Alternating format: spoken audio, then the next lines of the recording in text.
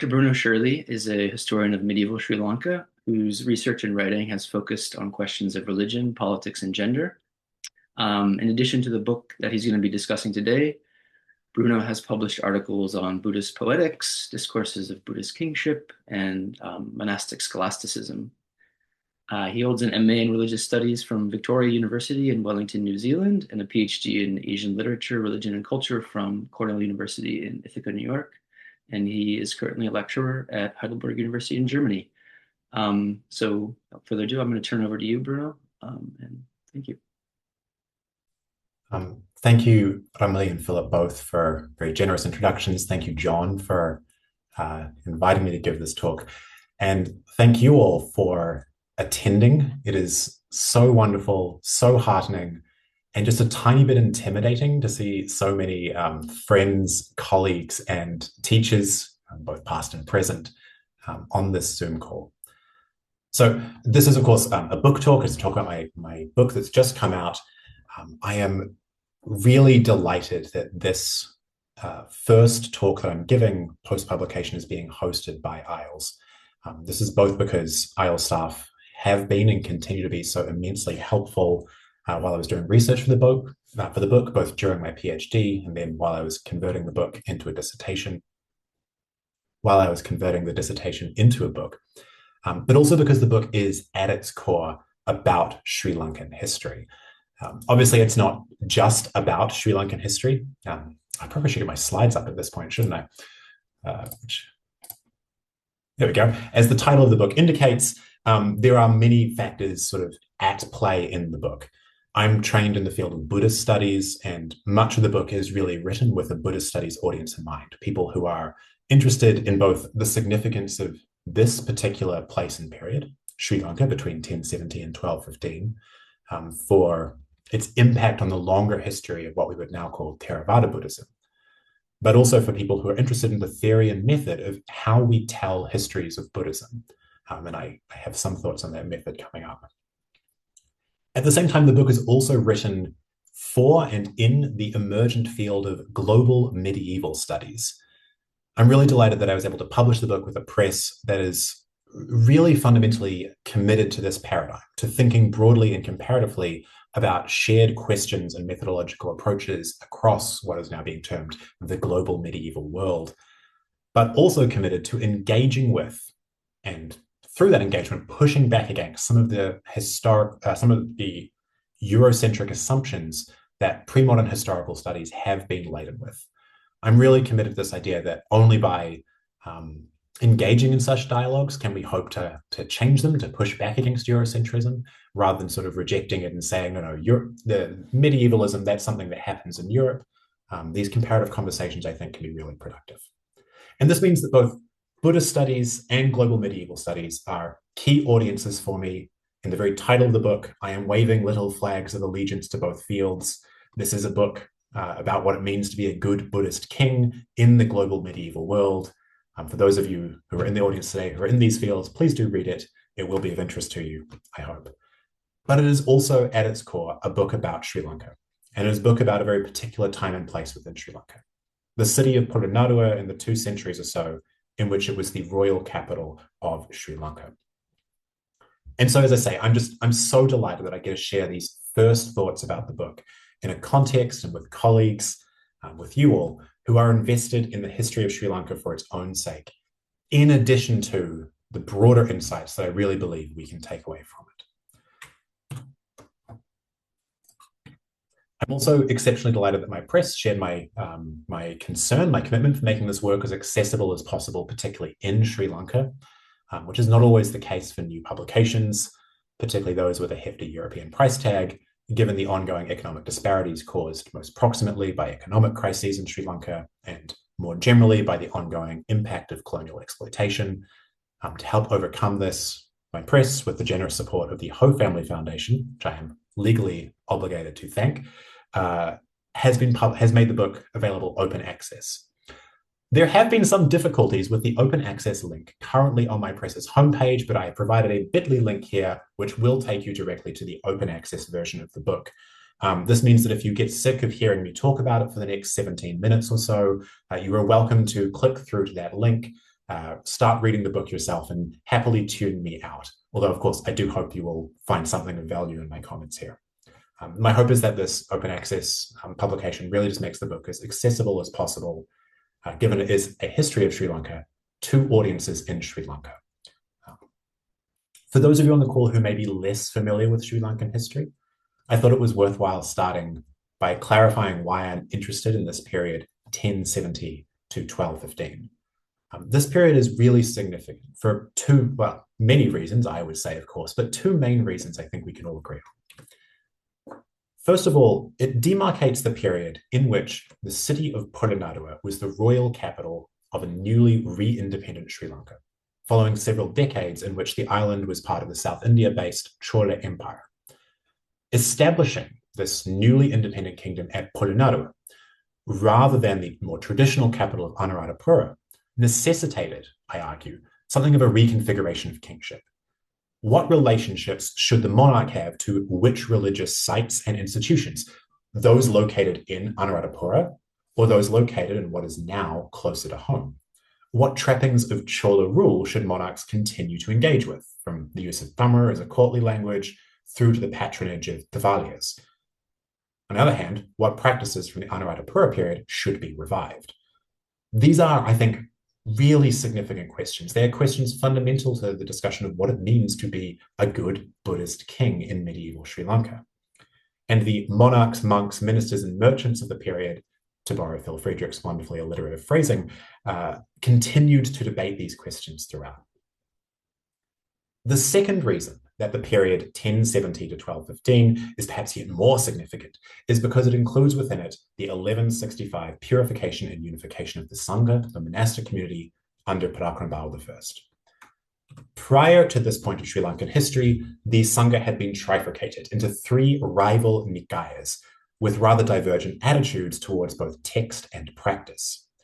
By unifying these three nikayas, Parakrambal set the stage for the eventual ascendancy of the more conservative form of Buddhism championed by the Mahavihara Nikaya over its rivals in the Abhayagiri and Jetavana. This was a form of Buddhism that we might today recognize as Theravada. So these factors together, the reconstitution of Buddhist kingship and the reconstitution of Buddhist monasticism, I think make the Polonnaruwa period hugely significant in our wider histories of both, of course, Sri Lanka itself as an island, but also of the entire Theravada world stretching across southern Asia. And yet, our understanding of this period has been overwhelmingly determined by a rather myopic focus on a series of literary accounts written long after the fact. The 13th century Puja Valya and the extension to the Mahavamsa, and the 14th century Nikaya Sangrahaya. These texts portray the Polonnaruwa period as the inevitable victory of Mahavihara-style Buddhism over its corrupt, heterodox rivals, thanks to the heroic intervention of a series of thoroughly masculine, Sinhala-speaking good Buddhist kings. We might well be suspicious of such a narrative, and as these quotes currently on the screen indicate, these suspicions have been around for a while. We might be suspicious not because these texts are necessarily unreliable or inaccurate accounts of what happened at Polonnaruwa. Rather, it is because, like all narratives of the past, including our own, those we write today, they necessarily interpret the past through the lenses available to the then present. These texts were written under the patronage of powerful monarchs, masculine monarchs for that matter, by monks who by then firmly identified themselves as heirs to the legacy of the Mahavihara. And so we should not be surprised that these particular circumstances of the 13th and 14th centuries resulted in very particular tellings of the story of Polonnaruwa. This was a story of heroic and pious kings who fought back Tamil-speaking and Sanskritic-reading heresies in order to restore the Sinhala-speaking, Pali-oriented Buddhism of the Mahavihara to its proper dominance over the island. Colonial period historians, for reasons of their own, rather uncritically adopted these narratives, enshrining them in a series of increasingly authoritative works of history with a capital H. This was not due to any ignorance of alternative evidence from the period itself, but such evidence was used only to flesh out the positivist bones provided by monastic narratives, which remained ossified at the core. When material data or an alternative evidence contradicted or simply fell outside the remit of the monastic narratives, it was similarly overlooked or excluded by modern historians. So my book is really an attempt to rewrite the history of Polonnaruwa entirely from the basis of evidence from the Polonnaruwa period itself, almost entirely eschewing these later sources. And there is, in fact, a great deal of this evidence. Perhaps most foundational are the 141 known, published, and edited inscriptions from the period, written in all 4 of the island's main languages. This is in sort of decreasing order of predominance among the inscriptional corpus of the period: Sinhala, Tamil, Sanskrit, and then Pali, of which I've managed to locate 121, dotted on this rather grayscale map in front of you. But we also have available to us a much wider corpus of evidence. Works of literature, such as the Dhartavangsa and Sasadawata, composed in the courts of Lilavati. Scholarly texts, like those produced by Parakramabahu's Grandmaster Shariputra. A rich architectural record, which has recently been the subject of a very wonderful book by Sujata Megama. Lithic sculptures, painted murals, and even coinage, numismatics. When we place this evidence at center stage, rather than treating it as merely supplementary to the narratives pre-packaged for us by later generations of monastic and then colonial historians, some rather radically different histories begin to emerge, which challenge many of the preconceptions that we have had about this period. And I want to try and demonstrate this approach today, not by sort of exhaustively going through each of the chapters and all of the various and at times perhaps rather provocative arguments I make therein. I will leave this up to your own reading leisure, but rather by starting with the story of one particular piece of evidence, which is actually, in fact, the structure on the cover page of the book. So this structure is called today the Potkul Vihara. It lies about 2 kilometers south of the main archaeological site at Polonnaruwa, making it an outlier geographically as well as we'll talk about in a second, historiographically. The original function of the building is somewhat unclear. The elevated terrace that it sits upon, surrounded by 4 miniature stupas with monastic cells arranged further beyond, identify it very clearly as a Buddhist site, a vihara. The dome shape of the central building, however, is somewhat unusual for the place and period, and much academic ink has been spilled trying to puzzle out the origins of this particular architectural style. The modern name of this structure, Potkul Vihara, literally library monastery, is based on the site's association with a nearby statue of an unidentified man holding what appears to be a palm leaf manuscript, although this too is contested. Faint traces of paint on the interior of the structure suggest perhaps that it was once used as an image house or some sort of room for contemplation or reflection. There may have been painted images of the Buddha or other significant figures therein.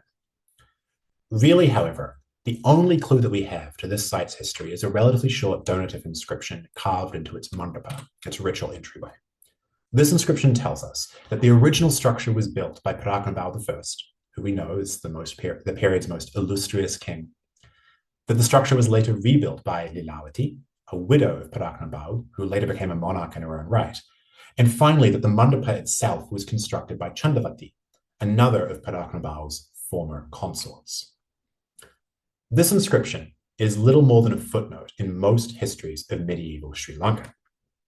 So I have some quotes here, for example, the Archaeological Survey's annual report for the year of the structure's rediscovery, which concludes that in 26 lines of clear-cut letters of the 12th century is a record in Pali of its original construction by Parakramabahu I and its rebuilding and improvement by his 2 queens. I think it's significant that only Parakramabahu and neither of the 2 queens is named in this report. We then have more recent write-ups of the structure, simply noting that the script contains nothing worthy of particular attention because the record does not contain anything we don't already know about these rulers and the queen, Lilavati. The most significant use to which this inscription has been put is by Srivera as evidence that royal widows like Chandavati clearly had independent means of patronizing such construction products even after their royal spouses' deaths, which is, I think, a really important insight. Chandavati's very name has quite a tenuous hold in modern historiography.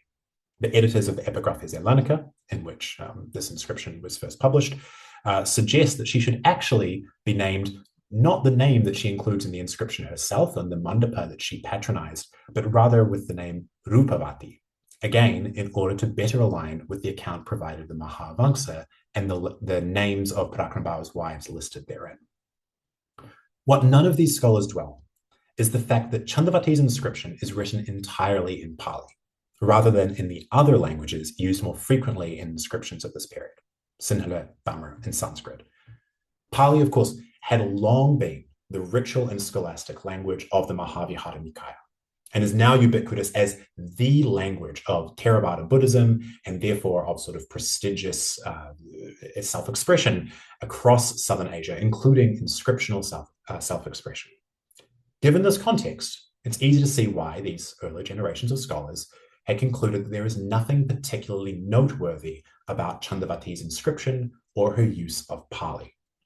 In reality, however, this is actually the earliest extant example of a Sri Lankan royal inscription composed entirely in Pali.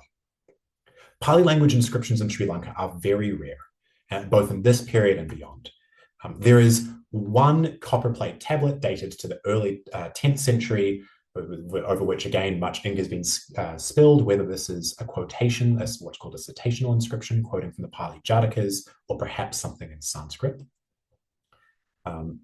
Our earliest unambiguous use of Pali in a non-citational inscription, in other words, an inscription used to mark a particular historical event, patronage of an institution of some kind, and perhaps our earliest extant inscriptional use of Pali at all, given the unclarity around the Jetavana copperplate tablet, is the opening verse of a Sinhala language, or what is otherwise a Sinhala language inscription, by another royal consort of the Polonnaruwa period, the Great Lady Sundara, slightly earlier in the 12th century.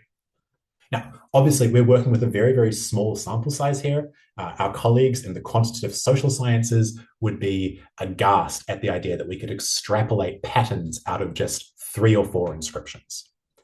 But based on the evidence that is available to us, on the inscriptions that we have extant, it really does seem as though there's some kind of a connection between Pali language inscriptions and royal consorts of the Polonnaruwa period. Yet to my knowledge, only one modern scholar has really specifically noted this pattern. This is Alistair Gornall in his very excellent monograph on Pali literature in roughly this period of Sri Lankan history. And this is not the only gendered pattern that we might note about the Polonnaruwa period. While we're tending to such patterns, we might note that the Polonnaruwa period also includes the reigns of 2 of Sri Lanka's 4 pre-colonial regnant queens, one of whom, Lilawati, ruled in not 1, but 3 separate periods. In other words, if we take this sort of apparently anomalous interest in Pali language inscriptions as something like a proxy for interest in the Pali language Buddhism championed by the Mahavihara, and I promise that in the book itself, I give more extensive and much more robust reasons why we might want to take it as such a proxy. There seems to generally be something unusual happening in this period, at the nexus of gender, religion, and politics. Who gets to sit on the throne? Who directs patronage towards which religious institutions? What languages does one record such patronage in? I don't think that these questions or these gender politics are incidental or even coincidental to the rather dramatic changes happening in Theravada history at this exact place and period. I lay out this argument over 7 chapters. There's a first chapter sort of introducing readers who may not be familiar with Sri Lankan intellectual history to some of the major strands of political thought that were available to Polonnaruwa's rulers, followed by 6 chapters proceeding in roughly chronological order, starting from the rise of Vijayabhaya I, right through to these same women that I've just been talking about, Lilawati, Chandavati, and Kalyanavati, toward the end of the period. Obviously, I do not have time to go through these chapters blow by blow now. I have, by my count, 2 minutes and 12 seconds remaining of my allocated period. So I am going to skip over any kind of summary. I will leave this to you to hopefully explore for yourselves in reading the book, and instead move straight towards what we might call my concluding slide, what we might also call why we should, I thought I moved those, what we might call the broader implications for Sri Lankan history, or in other words, why we should care about Polonnaruwa in the year 2026. And I want to make 3 points here. The first is that medieval Sri Lanka is well worth further study. It is really tempting to believe, because our narratives of the pre-colonial period have remained more or less static for so long, that this history is a told tale already long settled by the great historians of the past, the likes of Paranavitana, with space only remaining in the marginalia and footnotes for minor adjustments to trivial matters such as regnal dates or an improved reading of a dusty inscription. What I'm attempting to show in this book is that this is so far from the case, that many questions remain, and that the answers that we find by returning to these periods, by really critically looking at them, can really challenge some of our established narratives, both the Polonnaruwa period and I believe beyond. The second point that I want to make is that such a study needs to be based on evidence, on close examination of the evidence available to us in all four of the island's languages, spanning the textual and the material from the historical periods that we are ourselves interested in. We cannot simply rely on monastic narratives, these Vangsa texts, for example, alone as the basis of our historical accounts. They are incredibly valuable resources, but they are resources to tell us, as scholars like Padmanabhan, as even Wilhelm Geiger himself noted in the introduction to the Chula Vangsa edition, these are texts which tell us about the context of their authors. That is valuable and rich and worth our study. But there is so much more that we can and should be looking at. And my final point, in the 4 seconds that I have remaining, is that I think that we really need to read this evidence informed by critical theory, judiciously applied. Not because such theories tell us how to interpret historical evidence, not because they impose what is, as the critique often goes, modern perspectives onto medieval lives, but because critical theories help us better to see when such impositions have already been made, by calling our attention to the subconscious biases that we all carry with us. In my case, in my book, I drew very explicitly, particularly on feminist and gender theory, not because I wanted to paint the Polonnaruwa period as some kind of proto-feminist moment in which, to drop formality for a second, the girl bosses, Lilawati and Kalyanavati, fought back against the patriarchy. This is not my project. Rather, I draw on these theories because I think they help me to identify a major problem in our received history of this period and indeed of these figures, that we've been uncritically reproducing colonial narratives of what kingship should look like, that it is necessarily masculine, based in turn on colonial readings of monastic accounts of what kingship should look like, without taking seriously the gender biases imposed on both sets of retellings. So obviously this was a very flying summary of the book, of what I'm trying to do in it, of some of the broader implications. I thank you very much for your attention, and I'm so looking forward to your questions in the general Q&A. Great. Thank you. Thank you so much, Bruno. I think that was an excellent overview of the book, and I think it'll really help sort of orient the discussion. First, before I offer a few comments, I just wanted to say thanks to John and to Ramla and Ranmali for inviting me and giving me the opportunity to engage with what I really think is an excellent new book and just a very timely contribution to the field of Sri Lankan studies as well as the Sri Lankan historiography. Rather than recapping the book's main arguments, which Bruno has just sort of helpfully laid out for us in his presentation, I thought I would quickly raise a few of what I see to be the book's major interventions, and then also conclude with just a few related questions that hopefully can set the stage for a wider discussion. So the first major intervention I see is methodological.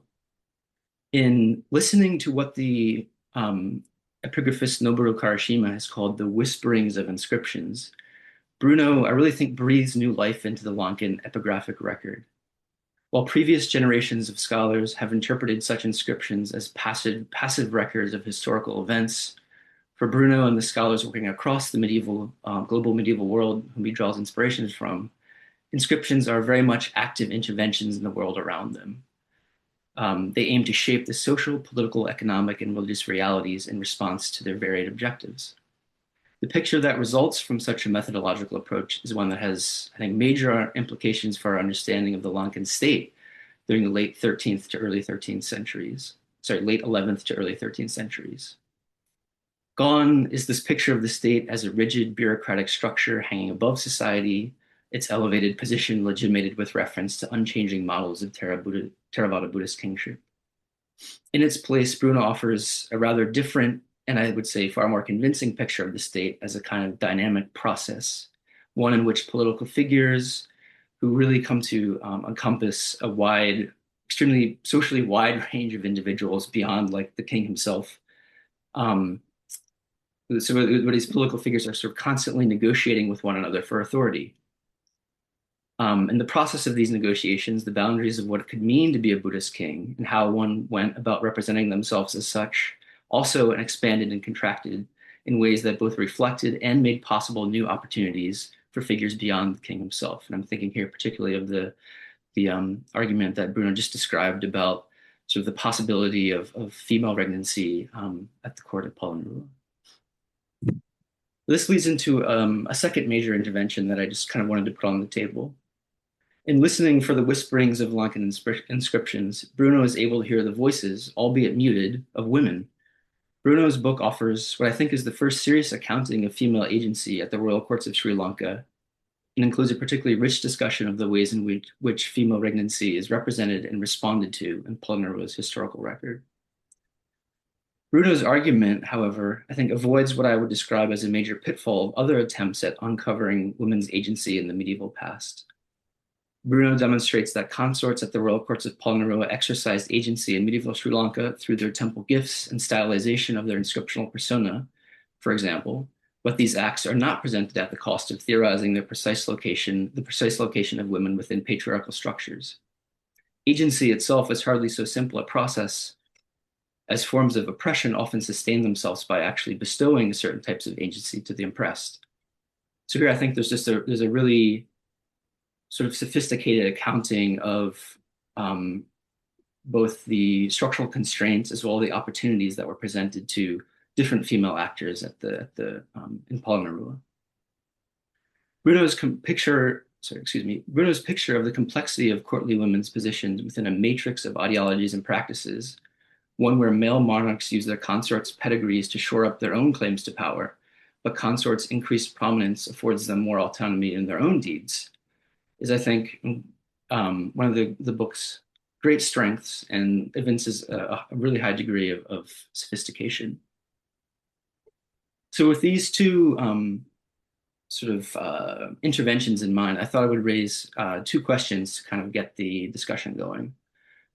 One relates to what I would call the sort of the dynamism of the period that Bruno is describing. And here I refer specifically not only to the sort of the range of social actors that find themselves in the pages of Bruno's book and that kind of populate the inscriptions of the Polonneau period, but also the kinds of activities they're involved in, right? Sort of authority is never something that is kind of given in the historical picture that Bruno paints, right? It's very much contested. It's something that is up for negotiation.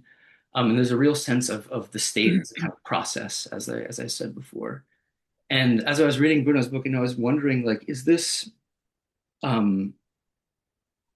clearly there's something inherent to the materials themselves that lend themselves to this kind of interpretation. But I think it's also just a function of just how sophisticated and adept Bruno is at working with these materials. And for me, this raised the question of what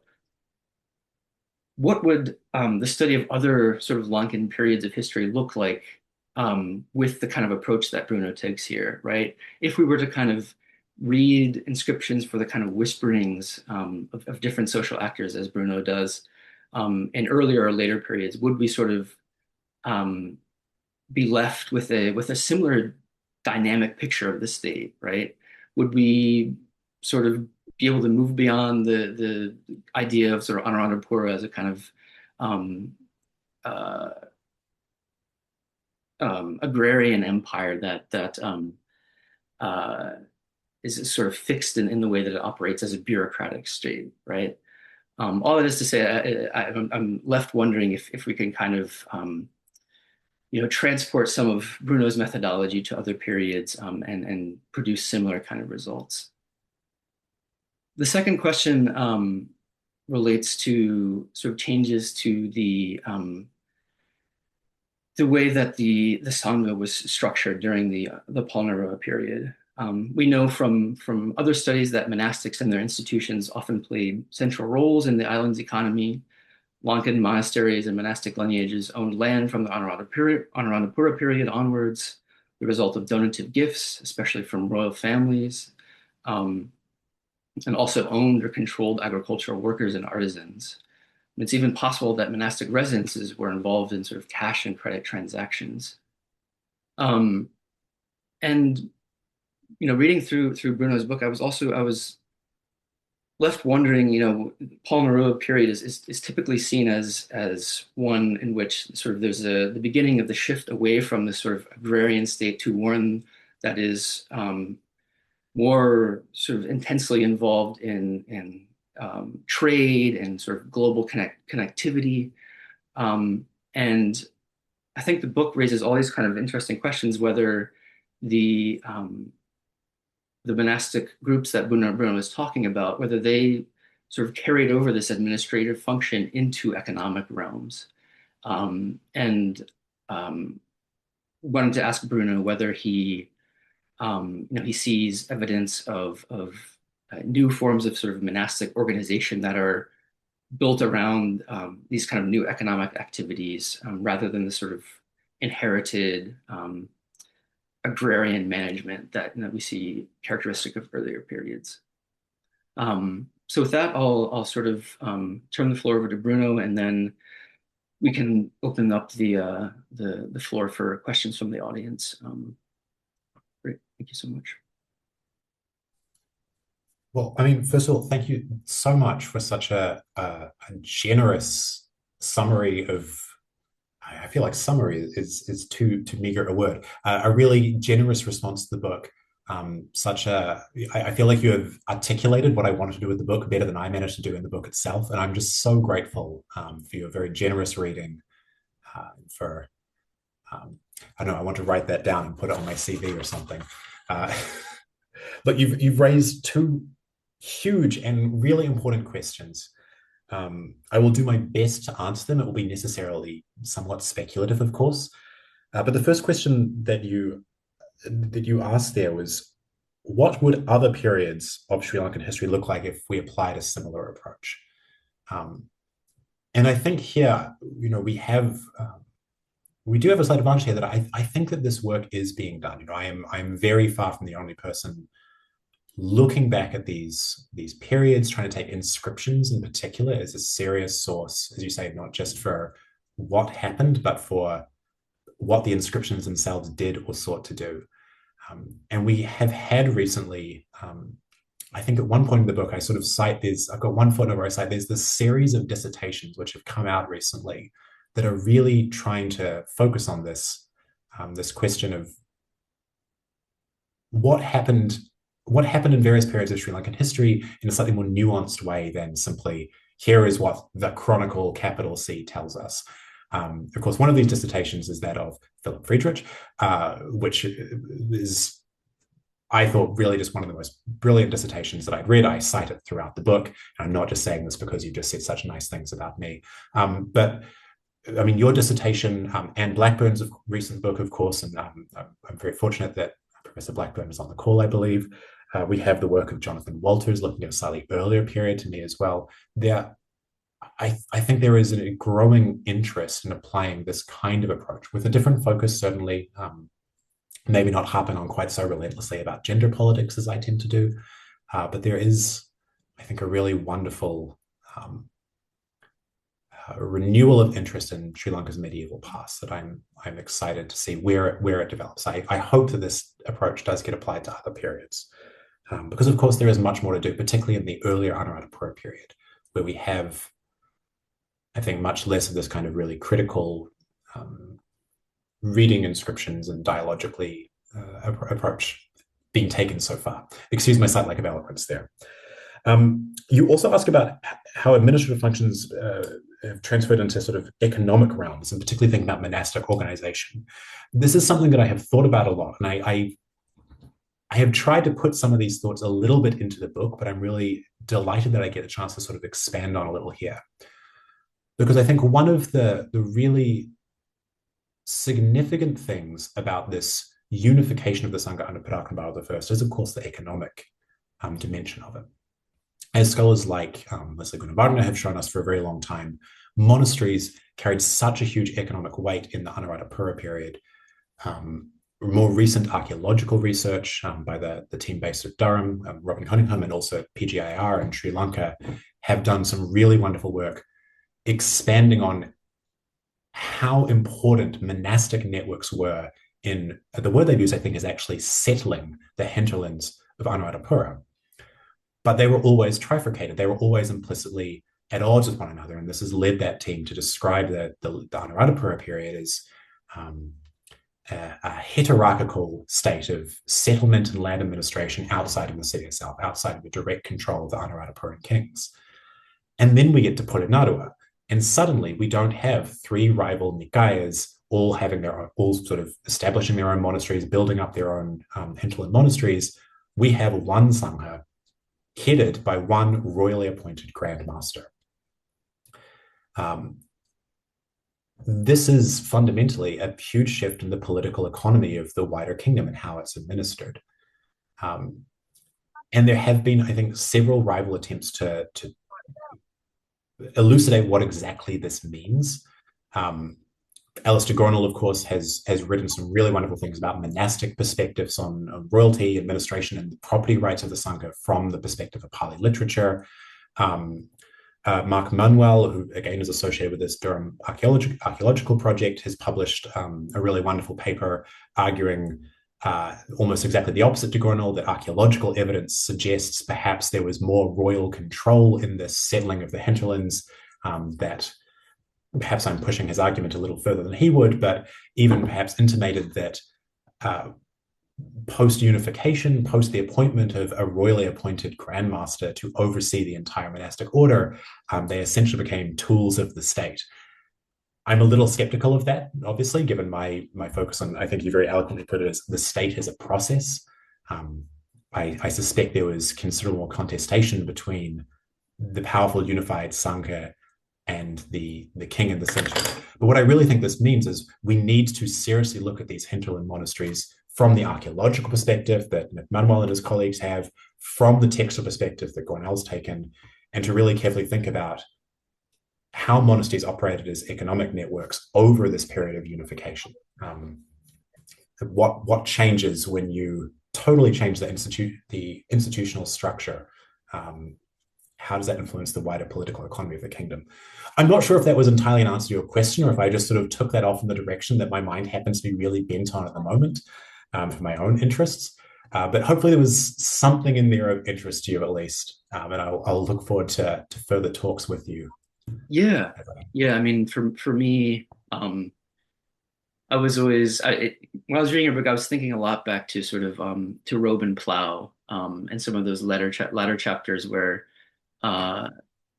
Leslie Gunnar does begin to sort of think about some of these questions of monastic administration in like the Polonnaruwa period, and he talks about sort of the rise of more circumscribed sort of monastic communities like ganas and mulas as potentially organizing forms for like political activity for monks basically. And I had always, that was sort of an interesting, tantalizing thread that I had always wished I had kind of looked more into. And then as I was reading your book, I thought, maybe Bruno has thoughts on this, and they just weren't able to kind of make their way into the book. But I'm glad to hear that you're thinking about that. I'm hoping that some answers are forthcoming. I make no promises for sensible answers, at least, but at least I'm thinking about the same questions. Great. So I will now why don't we turn to the audience and maybe gather a few questions. I think the first question that came in was from Andrea Gutierrez. Would you like to come off mute and ask your question to Bruno? Hi there, can you hear me? Yes. Okay, so thank you so much for this. Obviously, I haven't read the book, and we have very limited familiarity from, the slides you've shown. So could you please share, especially since you proposed a sort of global comparative perspective, could you share how your work might stand, especially with the specifics from these inscriptions, um, comparing to, for example, the work of Leslie Orr for medieval temple inscriptions on I'm going to call it mainland India, subcontinent, uh, slightly different setting, but still monastic and religious settings. As that's a large sort of gender question. And could you also give us a little bit more detail about some of these inscriptions for this period, for your work, or how would that compare even to Hindu temple inscriptions on Sri Lankan island of the same period, and what you're seeing as a strong gender stance? I'm reading from you, and so yeah, just a little bit curious. I mean, because I've worked somewhat with the Chorta period on the mainland, and yeah, we have these sort of stray references to, for example, a female who was managing the temple kitchen and a Shaivite kitchen, right? Not Vaishnava, but we have sort of hints, and obviously Leslie Orr has done extensive work on the donative inscriptions of India in this regard. But how could you position your work, but also give us a little better context of what was happening in Sri Lanka in a multi-religious presence as well? Or just more details about some of the inscriptions. You showed us this list of four, and then that vihara, and then it's not enough. I tried to get all 141 onto one slide, but it got a little cramped. No, look, these are great questions. And of course, I appreciate that I have really just given such a flying overview. I'm so delighted that you would like a little more granularity. So first, just in terms of the connections with Leslie Orr, I mean, Leslie Orr's work was hugely influential to me, both in approach and the methodology, but also in some interesting historical ways, which I will come to in 1 second. But I thought, just while I'm talking about Leslie, I'd also say Cynthia Talbot as well. Some of Cynthia Talbot's earlier work was just really quite mind-blowing to me on Rudrama Devi, the female king, just sort of really set me down some rabbit holes. And I was really lucky that in a former AILS workshop that we did on some of my work, Cynthia Talbot actually was my respondent. It was terrifying, but I was so fortified as a result. So this is me sort of paying some of my intellectual homage to the South and East Indian connections there. In terms of how that feeds into Sri Lanka, there seems to have been a very long-standing practice of male Sri Lankan monarchs acquiring consorts, and they use terms like procuring or genva, getting consorts from South India in particular, and particularly from these sort of dynasties like the Pandyas, the Cholas, and so on, and of course further north as well. And so we get very few inscriptional references to any of these consorts in the earlier periods that I've been able to find. They appear very infrequently in the inscriptional record. They usually only appear when a male king is leaving an inscription talking about his pedigree. This includes, my mother was really high caste, and this was her name. My mother comes from a royal dynasty, this was her name. They never talk about their own consorts. In the Polonnaruwa period, this starts to shift. And I have my theories why. I'll leave them. I appreciate I'm sort of doing a lot of, you'll have to read the book to find out why. But I have some theories why this is the case. But in the Polonnaruwa period, we start to see consorts being mentioned in inscriptions of male monarchs. And we start to see with much more frequency, relative to the wider inscriptional record, inscriptions by consorts themselves. We still have very few consorts by non-elite women. There is, I think, perhaps one in Tamur in Kantale, I believe, although I'd have to really double check. But we start to see some of these consorts. And of course, as we'd expect, some of them are very explicit. I come from the Chola dynasty. I'm donating to a Shaiva institution on the island, even in a period which is supposedly being ruled by a somewhat Buddhist king, although that's also contested. And then some of them start to patronize Buddhist institutions. Some of these Buddhist institutions seem to be particularly associated with the Mahavihara. This is again, some of these women start to leave inscriptions in Pali. Not all of these royal consorts are from the mainland. Some of them are from within Sri Lanka itself, but there does seem to be some kind of mainland connection here. And one of the hypotheses that I articulate and defend to the extent I can on the very scanty evidence available to me is that partly this is because, as Leslie Orr has documented, in South India, that seems to be a thing that royal consorts were expected to do. Royal women patronized temples much more publicly. They left behind many more inscriptions recording their patronage. And so when these women come to Sri Lanka in the Polonnaruwa period, perhaps due to some shifting political and socioeconomic circumstances, they start to do that in Sri Lanka as well. And this is sort of one of the factors that I think is maybe playing into these radically altered gender politics in this period that seems so unlike both the early Anuradhapura period and later periods of Sri Lankan history as well, that royal consorts seem to be more prominent in the inscriptional record as we have available to us.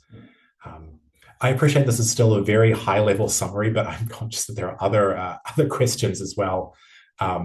So hopefully that was enough for now, and I would love to talk about this more with you if you want to continue the conversation. No, it's wonderful. Just a little bit more information. I'll download the book too. Super. That's really my goal. Great. See, in the interest of time, maybe we could collect a couple questions. Is that okay, Bruno? You're the boss. Okay. We'll do it. So there's a question from Ajita. I'll just read this out actually because it's quite short. Does the presence of Sinhala inscriptions in the early 12th century suggest that Sinhala came into use later in royal contexts, or was it used earlier in Sri Lanka? When do we first find evidence for the use of Sinhala in Sri Lanka? And then there's a longer question from Pradeep here. And he is asking about basically the use of Sri Lanka within the sort of title of your talk and of your book, and within the arguments of the book itself, and the sort of differences between Sri Lanka as a modern bureaucratic state entity and what the state looked like in the past. And he is asking, he's curious whether the book takes up that sort of distinction directly, or if these are pragmatic choices made for other reasons. Didn't see the full question there in the chat. And then Divya wants to question that further. Am I right in reading that, Divya, that you would like? Yeah. More of the same question that Pretty perhaps has raised in terms of the global medieval connection? Yeah, I mean, I just didn't write out a question because I didn't want it to be long, and I thought we would ask it. But if it's too long, I'll just wait, I suppose. Why don't you? I have a specific question. You want me to write it out, Phil? Will that be easier? No. Go ahead. You can ask it verbally. Okay. Should I ask it verbally right now? Sure. Yeah.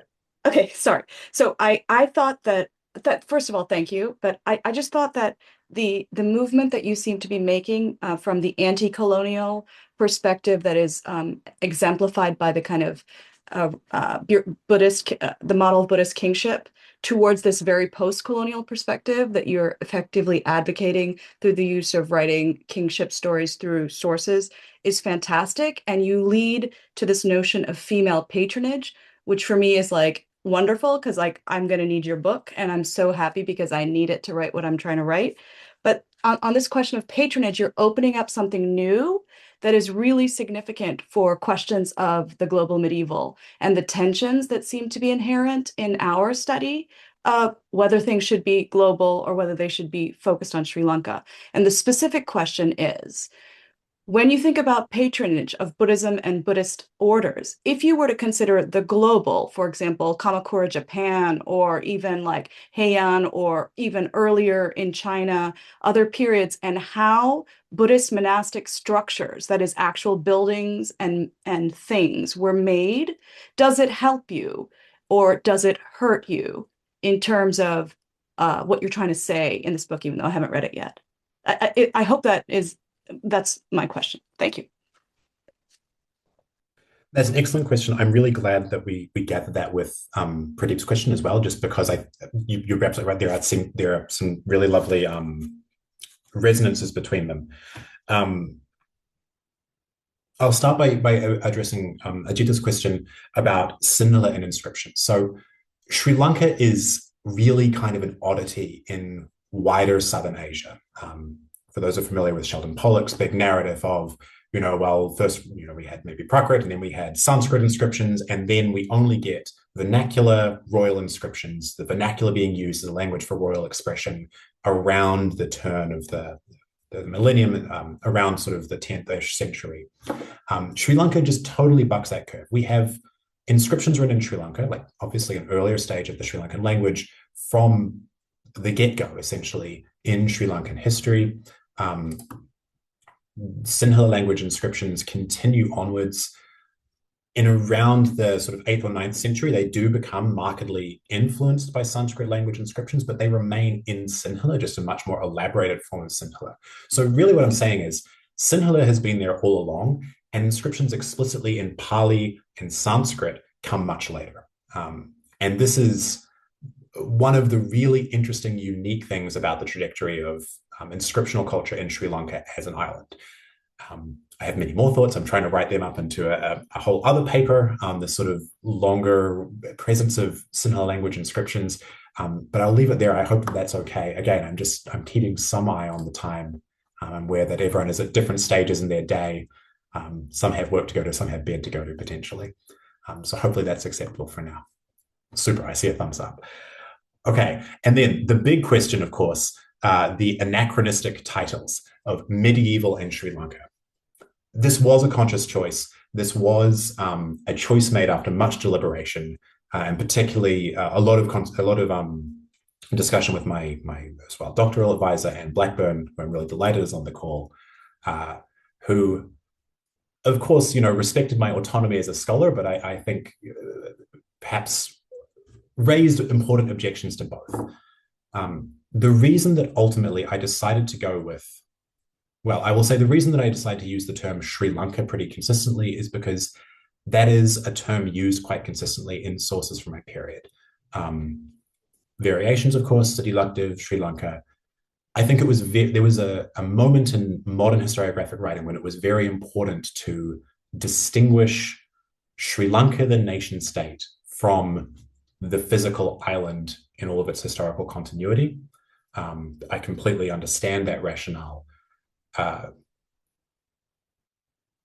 But I don't think that is necessarily a particularly accurate representation of what was happening in my place and period. And I thought, for, again, reasons of sort of maybe wider accessibility, wider recognizability of we are talking about Sri Lanka, I would use the term Sri Lanka as it appears in my inscriptions. I'm very open to being contested on that, of course. Medieval is much touchier because, of course, anytime you're talking about medieval outside of Europe, you kind of have to ask, okay, well, it's the Middle Ages in the middle of what? So when I talk about this as being part of the medieval world, I do not intend in any way kind of sort of this structural resemblance to what the medieval world looked like in Europe, which I think is how some scholars have attempted to approach the study of medieval Southern Asia in the past. This is not my project. Rather, the reason that I call this medieval, the reason that I want to engage with global medieval studies, is because I do think it is worthwhile our attending to shared methodological questions, shared theoretical questions across time and space, knowing that our answers are going to be very radically different and much more specific to the times and place we're interested in. I have benefited a lot. I mean, Andrea's question was about connections to South India, but I mean, one of the books that I found most methodologically helpful in writing this was a book on 12th century France and the seals and insignia of Capetian queens. And I still don't quite know what a Capetian queen is, but it was so fascinating. Some of the lines in that book just have sort of burnt themselves into my skull. She's writing about how do we get around the problem of, and I quote, reading women's history through the eyes of suspicious male monastics. And I just thought, reading women's history, particularly powerful women's history, through the eyes of suspicious male monastics.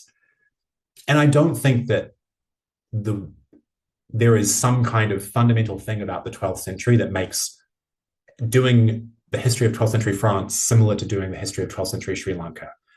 But I think that by engaging these conversations, by sharing these questions, by learning from one another's methodologies, we can have really productive conversations with one another. We can talk with one another. And most importantly, we can say, okay, if we're doing the global medieval, we can do that.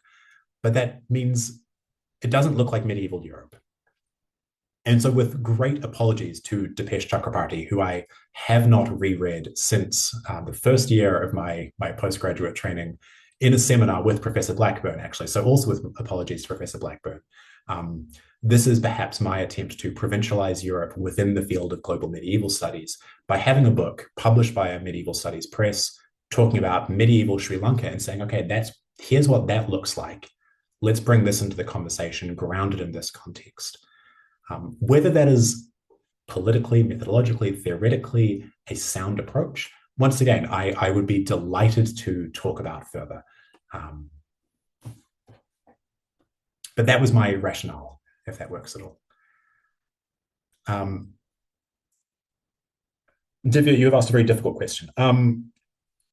Mostly because I do not know much about. Okay, so you asked if it's helpful to look at particularly how things are built in other particularly parts of the Buddhist world, if I'm correct, thinking about Buddhist global medieval, right? The Buddhist global medieval. I would say I would really love to read more about how things are built, things and buildings, I think you said, in that wider world. I did not draw very specifically on that in the writing of this book, probably to my detriment. I would love reading recommendations. Where I did engage with the wider Buddhist world, it was primarily looking at how inscriptions are dealt with in that world, because inscriptions are, for whatever reason, my enduring and burning passion. And I'm trying to broaden my horizons beyond that, and I'd really appreciate talking about it with you further.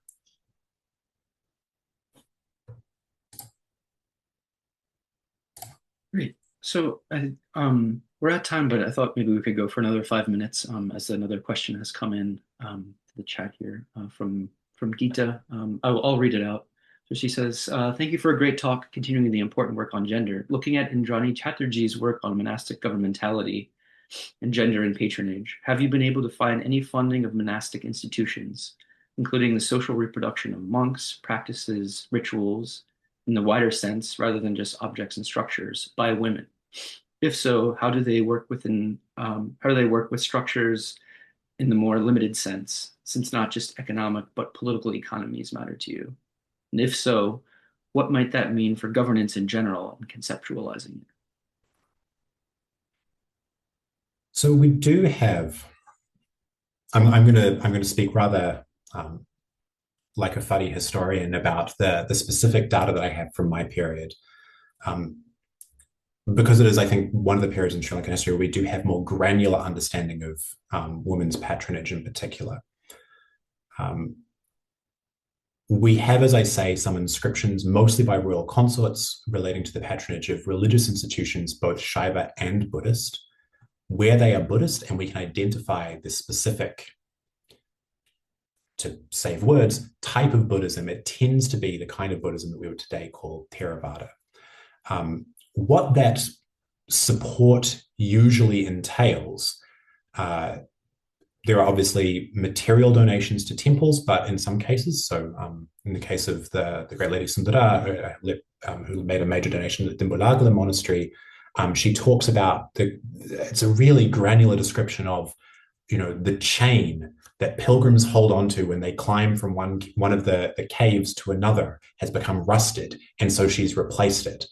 And I, in my last trip to Sri Lanka, actually went to those caves, and there is still a pretty rusty chain there. And if I was in the 12th century, I would have been very grateful if this particular woman had replaced it with something more robust, because it is a pretty perilous climb between those caves. How they work with structures in the more limited sense. This is a broad question, which I'm going to plead questions of time on, to give myself more time to think on, and maybe get back to you later if that's acceptable.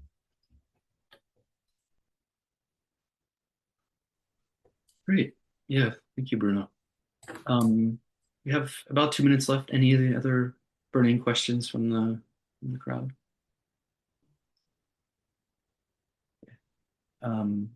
Great. Well, in that case, I will turn it over to Ranmali to close us out here. Thank you, Philip. So thank you everyone for joining today, and special thanks to Bruno and Philip for sharing their thoughts with us. So Bruno's book, Religion, Gender and Politics in Medieval Sri Lanka, the Reconstruction of Buddhist Kingship, can be viewed through the link that I will share now. I shared it earlier as well, but for those who may have missed it, please access it through the link that I will place in the chat.